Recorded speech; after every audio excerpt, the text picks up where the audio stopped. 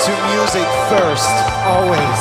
We are unstoppable. Open the frontiers to make people meet people. Music is not fireworks. Music is feeling. You're good to go. Thank you, vote for the music!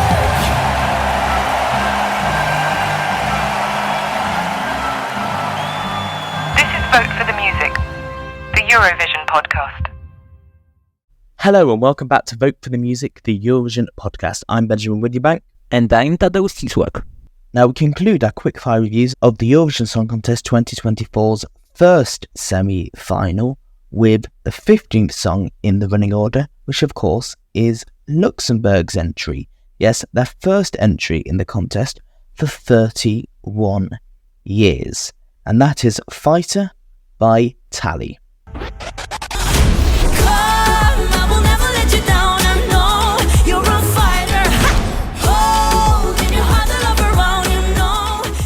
Now, when it was announced the day before the Eurovision Song Contest Grand Final last year that Luxembourg would be back on the Eurovision stage just 12 months later, the vast majority of the fandom were incredibly excited for such a possibility. Luxembourg, of course, were a huge powerhouse in the history of the Eurovision Song Contest from their debut entry in 1956, where they were one of the founder nations of the contest all the way until 1993, after which they were relegated in the then relegation system which we had before the introduction of semi-finals. Now, it's been a many years long campaign to bring Luxembourg back into the contest, and finally it has happened. So why has it not gone quite as well as expected? Well, a lot of that seems to come down to Luxembourg's selection that we had. They had a national selection they organised called the Luxembourg Song Contest, which on the face of the show was a huge, big national final production to the quality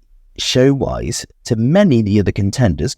It featured dozens and dozens of Eurovision winners appearing there in person or by video message. It featured really well done hosting from the presenters on stage, a lot of which were in different languages, a lot in English. One of the hosts was Desiree, who hosted in 1984 when it was in Luxembourg. It was absolutely what seemed to be a fan's dream. But the songs left a lot to be desired. Now, originally, the call was put out for Luxembourgeois talent, and there were all these auditions done for months and months and months, and we found all about this stuff. But it seems like the producer of the Luxembourg Song Contest, who was Tali, asked for 7 of the 8 songs to be replaced with songs which were imported from foreign songwriters, many of which came from her connections in the industry. Now, a lot of the controversy from the Luxembourg Song Contest does come down to its producer, Tali. In light of recent events, it won't surprise you that a lot of this controversy comes from the fact that Tali is an Israeli TV producer. She was a significant figure in the Israeli delegation for many years at the Eurovision Song Contest. She was Israel's spokesperson at Melody Festivalen for many years. She was one of the producers of Eurovision 2019, and Luxembourg got hold of her and got her to produce the Luxembourg Song Contest. Also, the fact she only seemed to come onto the production at quite a late stage. So that, coupled with the fact she replaced a lot of the songs with the same artist but with songs they had no connection to from foreign songwriters, has caused a lot of anger from people, especially as the songs aren't really Luxembourgeois songs anymore. And then we get to the winner, as you might have seen, is Tali with the song Fighter. And you might have noticed that Tali is the same name Tali has. Now, yes, that's a coincidence, but the reason it's significant is because, like Tali, Tali, the singer and Luxembourg's representative, is Israeli and was born in Israel. In fact, members of family do live in Israel at the moment. And that, of course, has created a huge controversy given the current situation going on in Gaza and the occupied Palestinian territories. To further this, just after winning the Luxembourg Song Contest, Tali, the singer, gave an interview where she was asked what the song Fighter was about, and she said the song was dedicated to her brother. Her brother, which, if you do a bit of research, is currently in Israel. In fact, is currently in Gaza fighting for the Israeli Defense Force. It doesn't take a genius to see why this is controversial, especially coupled with the lyrics of Fighter, which seem to take on a different meaning if you accept that interpretation. So overall, this has created quite an amount of controversy, and it's a very different picture to the one we seem to have on the 12th of May when Luxembourg were announced to return to huge jubilation. But that was just the selection of the song. What about the song itself? What's our take on that? A result is a fun little song. Not very inventive, but also not annoyingly generic, so good enough. But is it good enough for qualification? That's a question that are now on the minds of everyone, from Luxembourg to fans to even the producers of the contest, who would probably find it a major blow if right after returning Luxembourg would withdraw again due to the bad result. And so Tali ended up with the lucky last place in the semi-final, which brought not just qualification, but the overall win to both Carrier and Voyager last year. It has created quite a lot of controversy as well, because Luxembourg going in as the last song in the show to close the show is seemed as quite a strange choice by many if you just think about the song itself, because many expected No Rules, which is Finland's entry, also in the second half to be the one closing the show, not Luxembourg, because that's kind of the more traditional one you'd expect.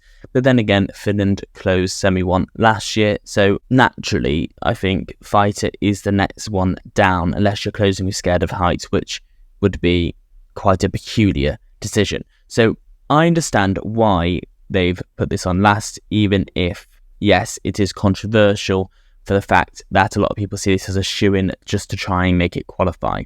Because of course, even if you only think about it subconsciously, they wouldn't want Luxembourg to come back after 31 years and then non-qualify. I mean, we had something very similar happen 20 years ago. If we go back to 2004, Monaco returned to the contest after an absence of 25 years. The last time they participated was 1979 before that. It was a very long absence, and up until now, the longest absence. Now, they returned for 3 years. They did 2004, 2005, 2006, but they non-qualified each and every single time. They never made it to the final during their period returning to the contest, and then they withdrew. And I think, although Luxembourg, no matter what happens, will probably be at the next contest, I think you're very worried about getting another Monaco situation where Luxembourg could be in it for a couple of years, non-qualify every time, and lose faith in the contest and decide to leave again. Of course, criticism has also been drawn by the fact that we know Krista Bjorkman, who is the SVT producer in charge of making the running order, is personal friends with Tali Ascoli, who was the producer of the Luxembourg Song Contest. And there are people who believe their friendship might have had something to do with that position. But I believe it does come down to Finland closed the show last year, so it's time for someone else to do it this year. What does that say to qualification chances? Well, it's almost impossible not to qualify on the televote from closing the semi-final. I believe Luxembourg probably will be in the grand final this year.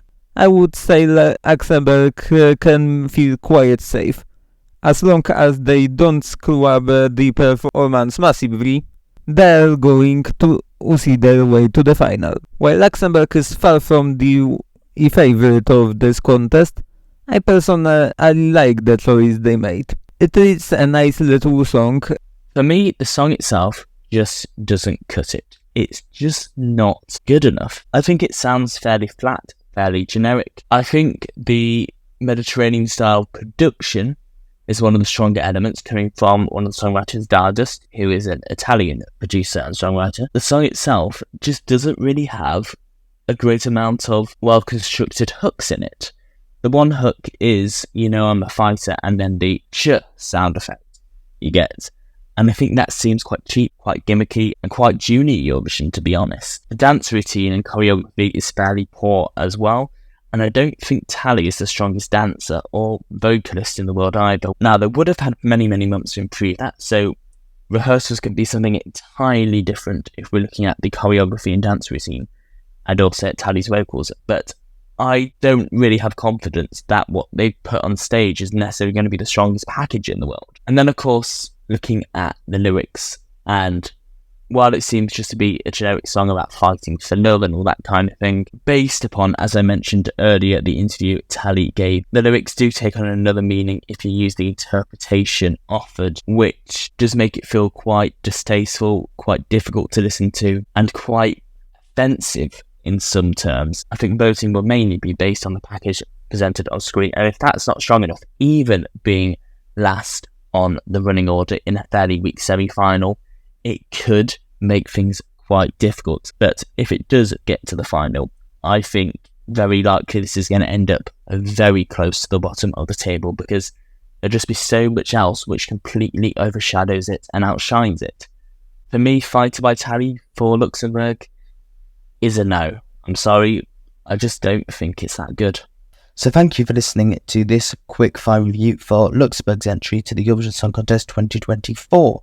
Now, we have concluded the first semi-final quickfire reviews, so tomorrow we'll be going into our compilation of semi-final half 2. So if you want to listen to all our thoughts on the songs in the second half of the semi-final, you can do so there.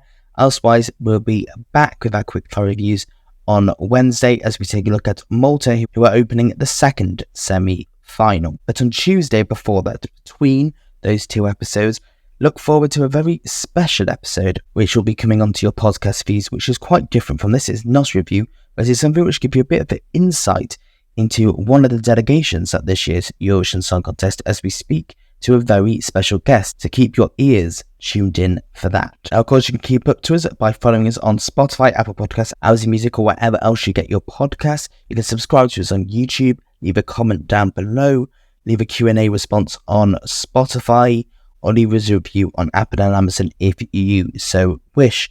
But until then, thank you so very much for listening, and remember to vote for the music. This is to music first, always. We are unstoppable. Open the frontiers to make people meet people. Music is not fireworks. Music is feeling. You're good to go. Thank you, vote for the music!